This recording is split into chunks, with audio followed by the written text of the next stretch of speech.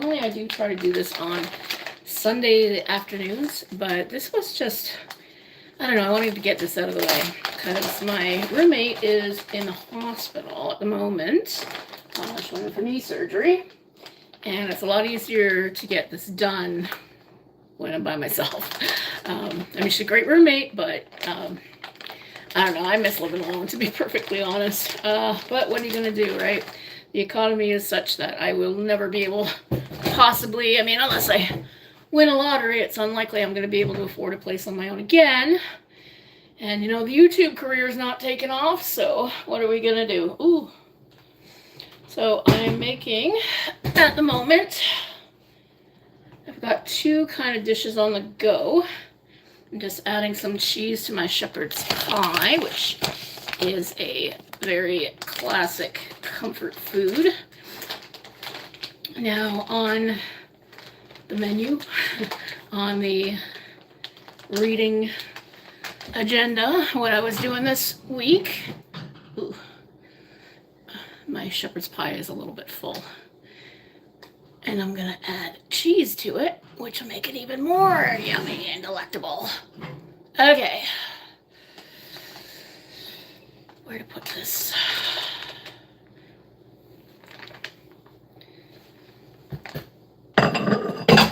Okay. So, this week, the books that I'm going to review are Johnny Got a Gun by Dalton Trumbo and 3-Day Road by Joseph Boyden. And both are set during and just after World War I. And both are anti-war stories, and both involve the protagonists, main characters, who were injured severely and lost limbs to a landmine. So the dish that I've chosen, once I'm finished adding cheese to my shepherd's pie, is corned beef hash, which would be very, very common on the front. The soldiers, as they marched, would have rations of what they called bully beef, which is a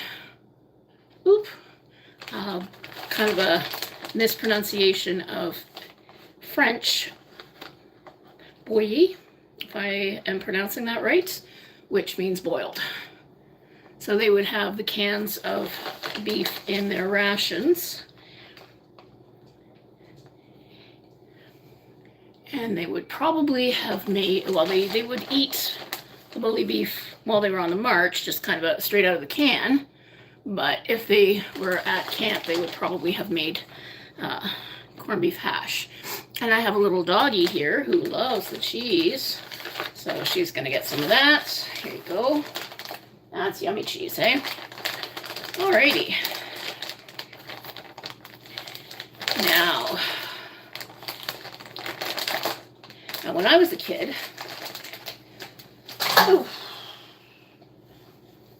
my mom made corned beef hash quite a bit, but I've never made it myself.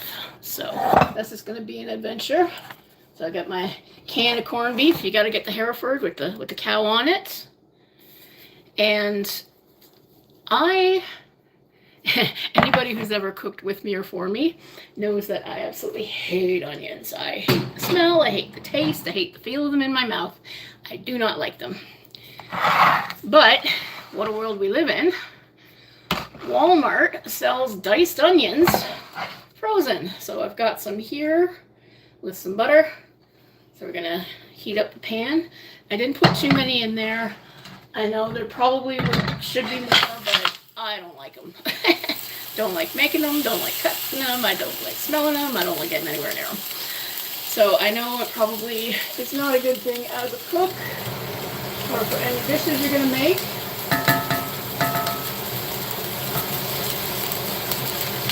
Oh, it smells like cooking onions, which, you know what, I will say is a very fragrant, cookie, kind of savory smell. Now the recipe that I looked at briefly calls for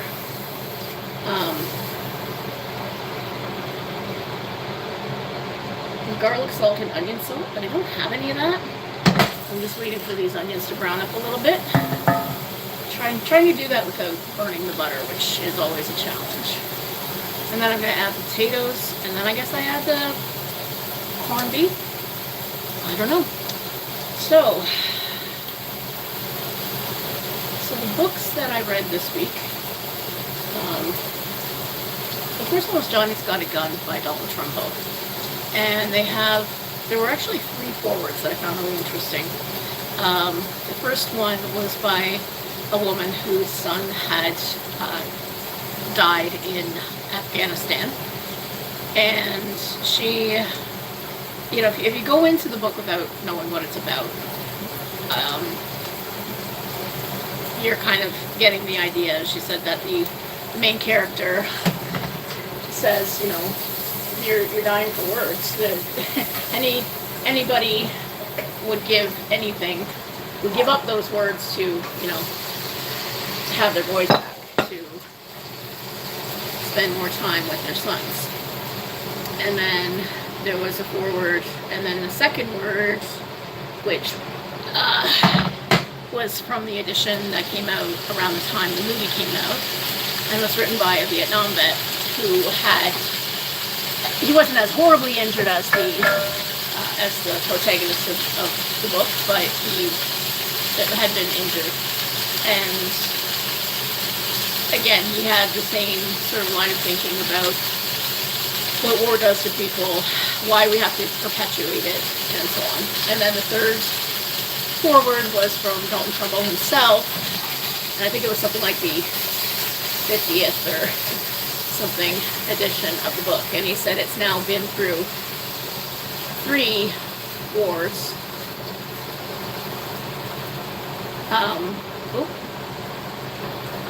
Oh no, the Vietnam vet was from the 90s, and then the Dalton Trumbo was when the movie came out in 1970, so it was Vietnam era.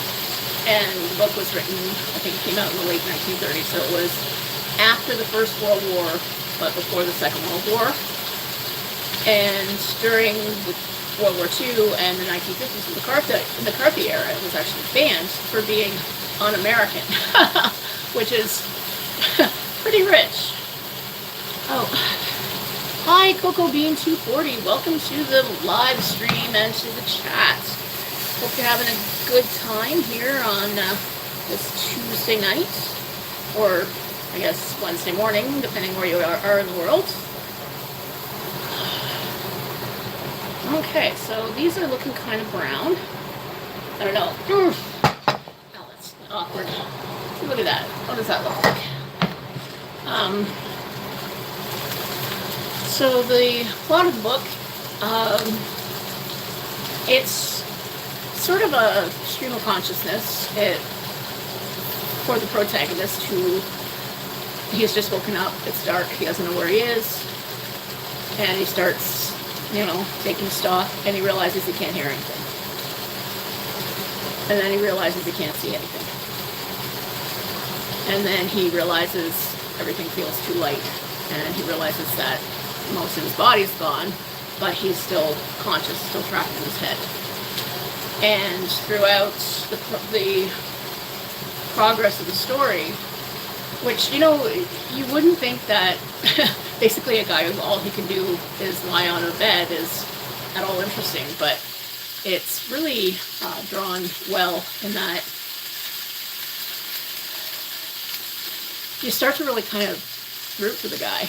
You know, you want him to succeed. You want something to happen for this poor guy, because he went to war believing that he was doing something, and now he's starting to figure out that no, this is all just them sacrificing us, right? And that's where the anti-war sentiment comes from. And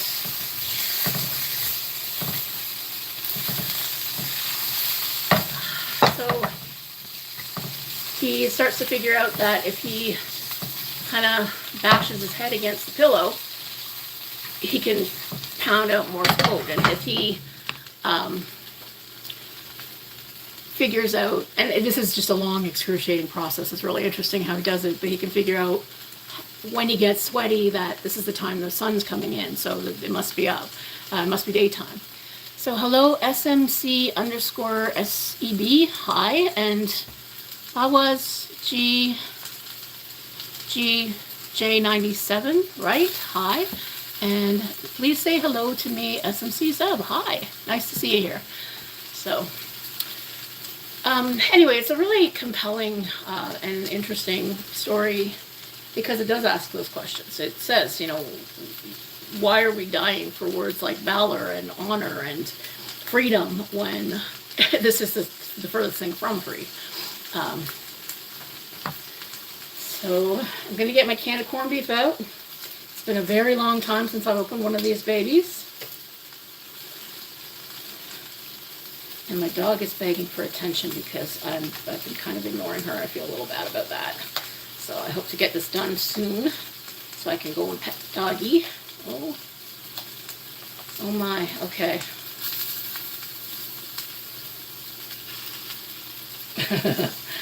Oh my, okay. So I seem to recall, now if anybody knows how to open one of these things.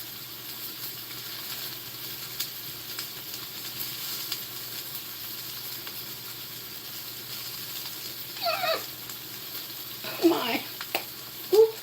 Oh, it's coming along, it's coming along. There we go. I'm beautiful, thank you very much.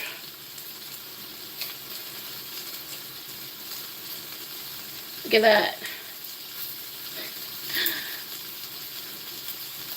Oh, gotta be careful not to cut yourself on these cans. They're pretty nasty. Okay, that's like 2/3 the way around. It's not gonna open for me.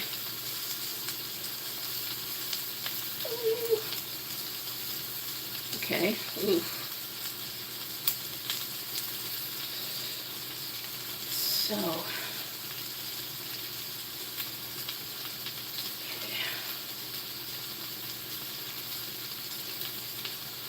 Say hello to me. Hello, SMC Seb. Hi. Oh, uh-oh. Okay, I hope that was enough to take off the top. There we go. Oh, maybe. There we go. Look at that. Oh.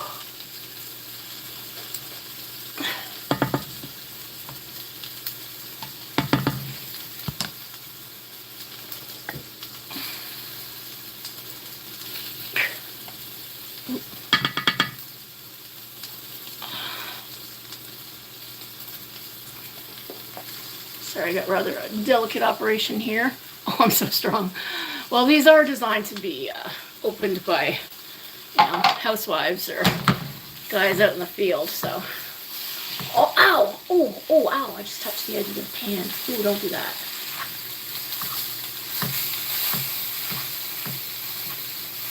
Okay.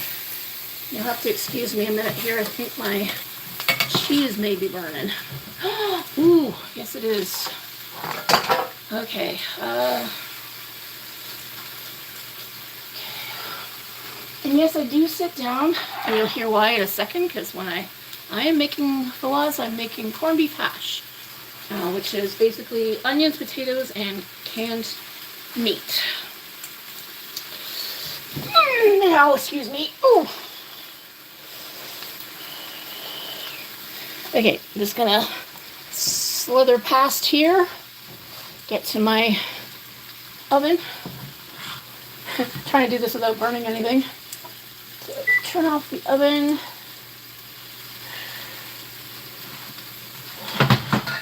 Ooh, something might be burning a little bit.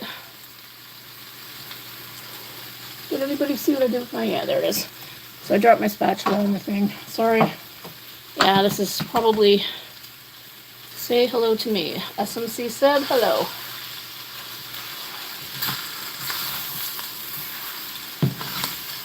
Okay.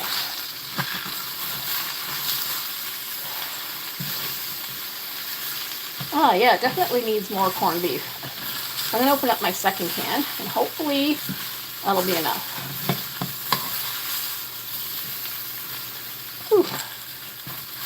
I'm going to turn this down too. Down to low. And I guess we just kind of let it cook. Ooh, ooh. Yeah, I know, laugh at me. It's so funny.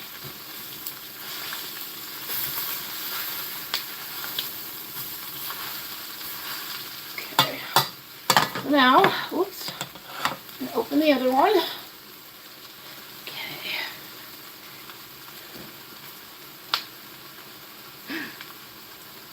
Oh, poor dog looks so forlorn. Yes, I think my dog's upset that I'm talking and talking, but I'm not actually talking to her. I'm talking to you guys. So, okay, let's try this other one.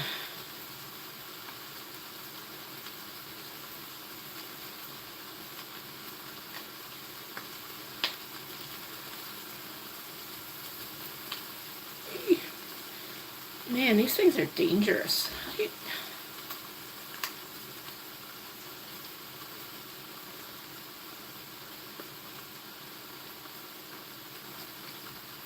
Oh, something's leaking out. Yuck. Hands all greasy now. Okay.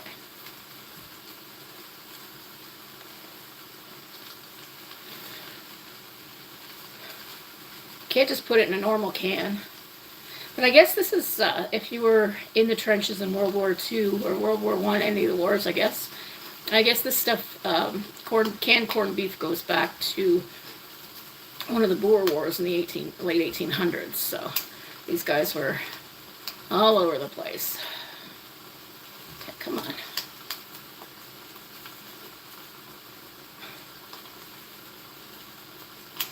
Man, this is like magic if you can actually do it. Come on.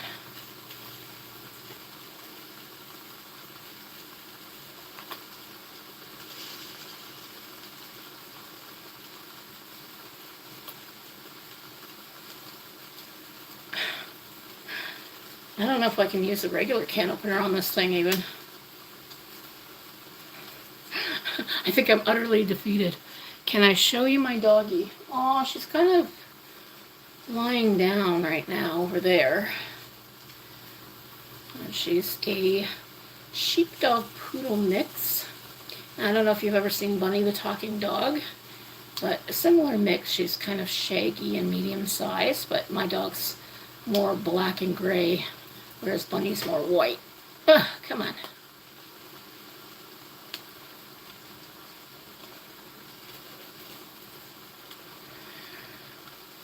Okay, I'm completely defeated. Let's see if I have a can opener, and I don't know if the can opener will do anything.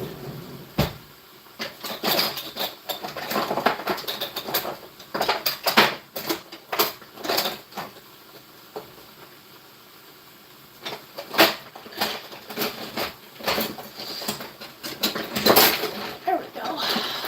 All right. Cute.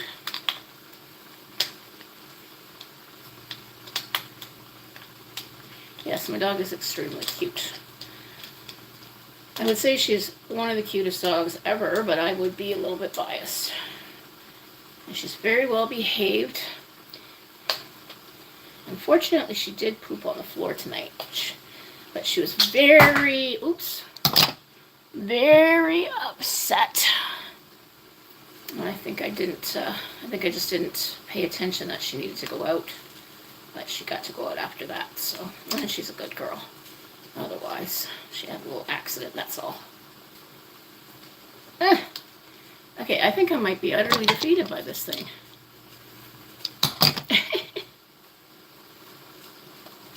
Okay, so, while I figure this out, the other book that I read this week is called 3-Day Road by Joseph Boyden. Oh, shit. Sorry, Lily. Sorry, baby girl. Oof.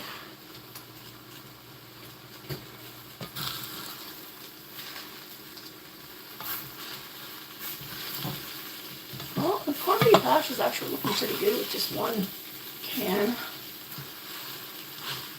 So So you know what? I think I might have to give up on this can and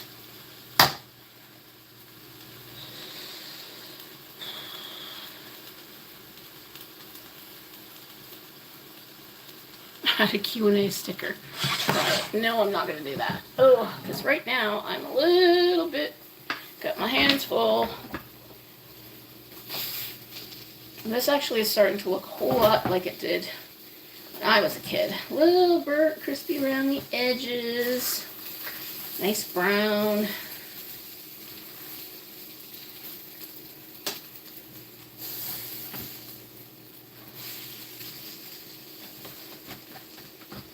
Oops, not gross. I really shouldn't be using the top of my dishwasher as a table, but just kind of improvising over here. That's definitely something that they would not have had in World War I. All right. So the other book that I read this week, because we are cooking and booking, and this is a book review channel. The other book was called 3-Day Road by Joseph Boyden. Now, the title comes from the Cree Native idea that your last journey, which is your journey, into the afterlife, is a three-day road. It's the 3-day road, and it's a 3-day journey. And the plot, the premise is that there's a lady, and it's 1919, and most of the native people have kind of moved into town. Some of them have to go to residential school, but she is practicing the old ways, living out in the bush. And she's sort of a medicine woman. She can divine where meat is, help out hunters, and she's the Wendigo killer. And the title also comes from the journey, the physical journey that is happening in the story, which is that she's gone to the town, which is Moose Factory, which is in northern Ontario, and she's gone to pick up her. Now she was told it was her nephew's friend, who she also raised a little bit, and she was told that he's gravely wounded and coming home, and she was told that her nephew has passed away. But when she gets there, it turns out that their IDs were mixed up, and it's her nephew that's coming home. And he's lost a leg to a landmine, and he's terribly addicted to morphine. And she knows that he's come home to die, but through the course of their journey, she hopes to try and heal him, bring him back through the stories that she tells him about their life and her life and how they got to this place. So the narrative goes back and forth between Niska, the old native lady, and her nephew, Xavier. And he and his friend Elijah they were snipers in World War I. And they, during the battle at, I think, first he says the Somme, and then Vimy Ridge, and then I think they went to Passchendaele. If I'm even pronouncing that right, I forget. I'm sorry, I'm not good with the names. And it's actually, it's very sad. It's really intense. There's a lot of stuff going on. And the other thing about this lady is that she is, her father, she's hereditarily a Wendigo killer. And now the Wendigo in Northern Native mythology is an evil spirit that gets into people at the time of famine. And it's what happens when people start to cannibalize each other. Because they're so desperate for meat, and then they're so overcome by guilt and grief that they let this evil in. And the number 3 comes up a few times. Xavier thinks about how, it's a white man's number, but they're always really obsessed with there's 3 parts of the military, the Army, Navy, whatever. And then there's 3 sets of everything, and then One thing that's not pointed out is that we actually see the Wendigo significantly 1, 2, 3 times. So it was really good. The characters are really well drawn, and I listened to the audiobook, so you have this nice, lovely narration that sort of adds to it. And then, but my criticism of it, a long time ago, I was talking to an author. What was that guy's name? Oh, he wrote a novel called, it was a mystery novel called Fall from Grace. It's set in Alberta. And he's got native, I think he's Métis anyway, so his dad's Cree and his mom's something else. His mom's, I think he said, anyway, it doesn't matter. Anyway, he's Métis, right? So he's mixed native and white. And he said one of the things that he kind of gets tired of is like the same sort of native tropes. And that's one of, and that would be my only kind of criticism of 3-Day Road, is that it does really rely heavily on certain tropes. So the Wendigo, the magical native, the native medicine woman, and then also even just some of the things that happen during the war.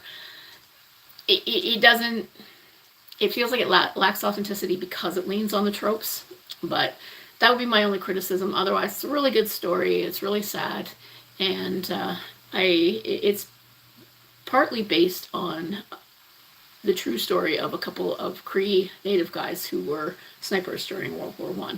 So you can go look up the history, and well worth a read. So the last thing that I'm going to make is corn muffins. Now this is going to be from a mix because that's what we got. So we have, okay, so we've got the Jiffy corn muffin mix, which is kind of out of past its date, and then we've got 1 egg and 1/3 of a cup of milk. Now I'm just kind of guessing at milk measurements here because I have a 3/4 cup, a 1/4 cup, and a 1/2 cup. So I know that 1/3 of a cup is a little less than a 1/2 cup, so we're just going to go like that.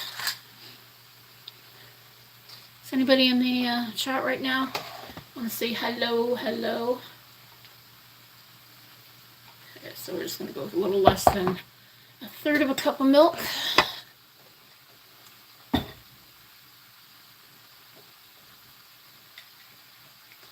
And we're going to go with an egg.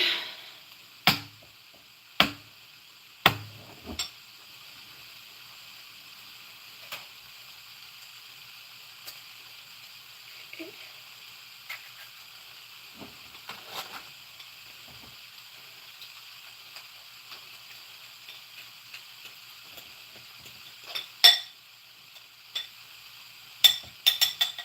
I should probably use some kind of whisk for this, but I couldn't find it, so. Oh well, we're just gonna use a fork and hope for the best, right? Okay. But, I mean, it's muffin mix. It's kind of hard to screw it up. But then again, I'm kind of a terrible cook, so I'll probably find a way to screw it up.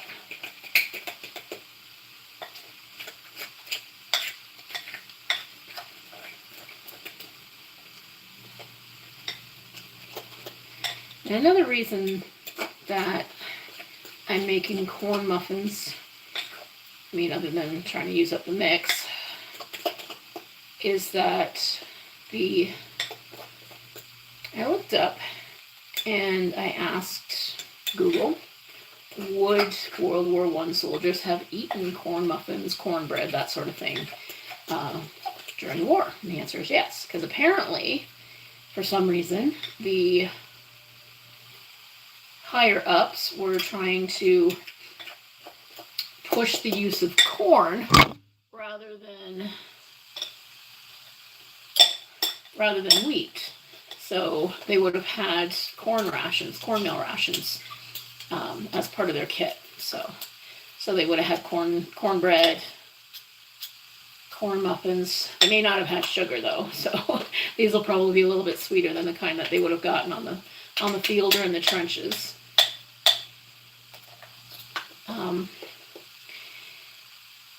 So I guess I read the books, or I listened to the audiobooks, I should be more precise there.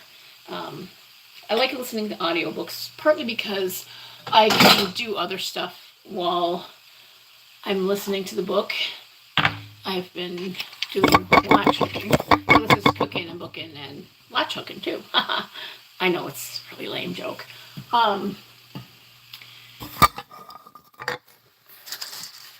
But the audiobooks also add a dimension of just a person's voice and an interpretation of the action, which I find really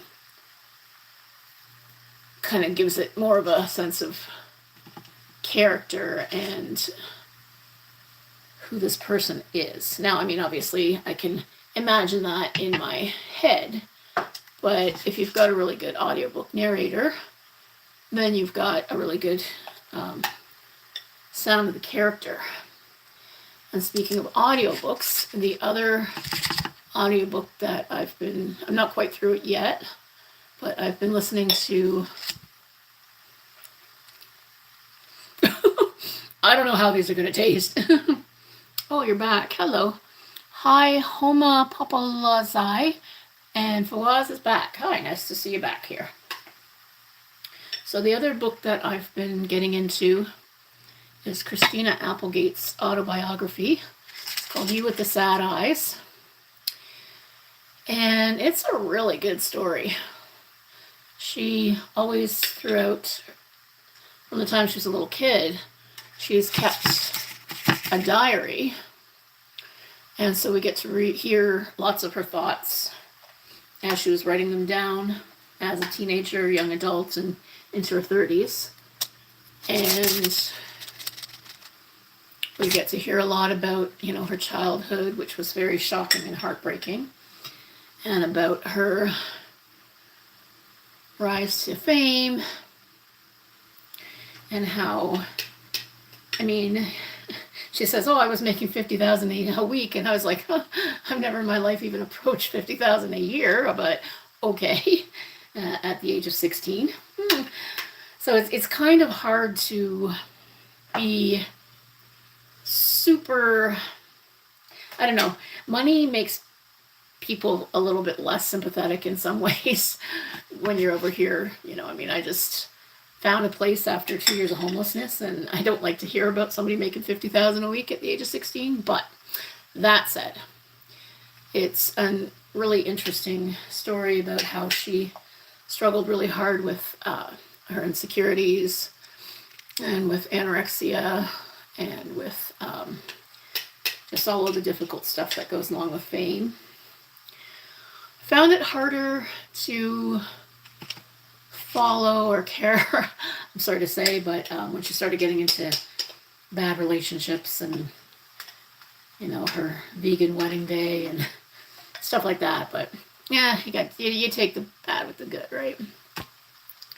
So, but overall, it is definitely a good story, worth, I had some definite winners this week that I was listening to and hearing.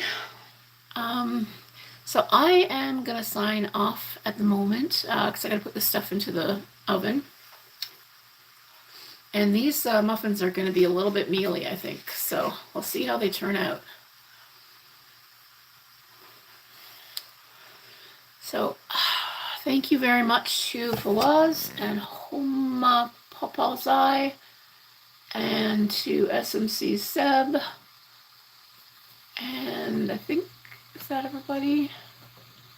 Yeah, so everybody that popped in and said hello and commented, thank you so much for being here. And here's the corned beef hash. Looks pretty good. Yum, yum, yum, yum. Oh, I'll have to let you know how it tastes next time. And the corn muffins are just about to go into the oven. So I hope you're reading lots of horror. Oh, and Cocoa Bean, thank you very much for stopping in as well. Thank you very much. Hope you're reading lots of horror. Have a great day.